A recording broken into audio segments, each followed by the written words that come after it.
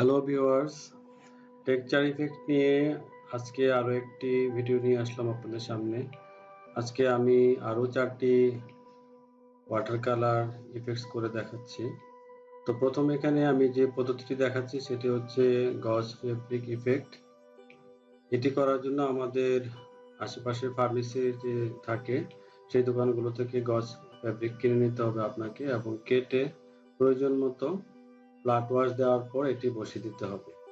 বসিয়ে দেওয়ার পর তার উপরে আমরা ওয়াটার কালার অ্যাপ্লাই করব এবং সেটি শুকিয়ে যাওয়ার পরে সুন্দর একটি ইফেক্ট দেখা যাবে।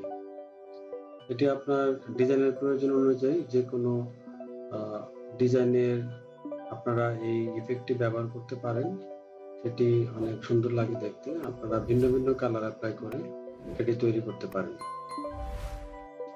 এরপরে যেটি আছে ইফেক্ট সেটি হচ্ছে পলিথিন অর ফয়েল ইফেক্ট। এটি আমরা নর্মাল যে কোনো পলিথিন পেপার ইউজ করে করতে পারি অথবা ফয়েল পেপার দিয়েও করতে পারি।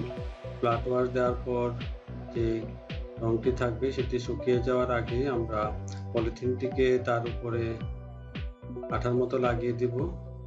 শুকিয়ে যাওয়ার পরে এটি ইফেক্ট তৈরি হবে। এর পরের পদ্ধতিটি হচ্ছে স্ক্র্যাচিং ইফেক্ট।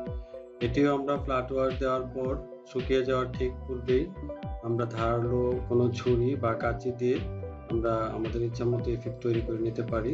এটিও খুব সুন্দর লাগবে দেখতে। আপনারা এটি ট্রাই করতে পারেন।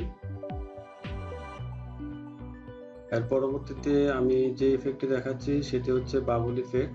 বাবল ইফেক্টের কথা শুনে আপনারা বুঝতে পারছেন যে আসলে বাবল থেকে এর ইফেক্টটি তৈরি হবে। সেজন্য আমি আমার যে ক্যানভাসটি রয়েছে, যে ওয়াটার কালার পেপারটি রয়েছে, সেটিকে আমি আগে টুকরো করে নিচ্ছি এবং হালকা একটু আমি কালার অ্যাপ্লাই করে নিয়েছি আগে। বাবল ইফেক্ট তৈরির জন্য আপনার কালারের সাথে পানি মেশাতে হবে এবং সেই পরিমাণ মতো আপনাকে হ্যান্ড ওয়াশ বা শ্যাম্পু অথবা ডিটারজেন্ট মিশিয়ে বাবল তৈরি করে নিতে হবে। এবং বাবল তৈরি করার পরেই আপনার যে ক্যানভাসটি বা ওয়াটার কালার পেপারটি রয়েছে তার সংস্পর্শে এনে ধরতে হবে।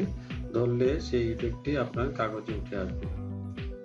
এটি শুকানোর আগে ইফেক্টটি ভালোভাবে বোঝা যাবে না, সেজন্য আপনার শুকাতে হবে।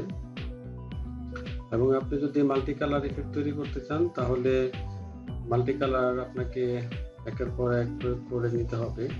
আমি এখানে ইয়েলো এবং রেড অ্যাপ্লাই করেছি। এবং লক্ষ্য রাখবেন যে বাবল ইফেক্ট তৈরি করতে গেলে পেপারের জিএসএম যেন +200 হয়, নাহলে আপনার কাগজটি বারবার ভিজে নষ্ট হয়ে যেতে পারে। খেয়াল রাখবেন।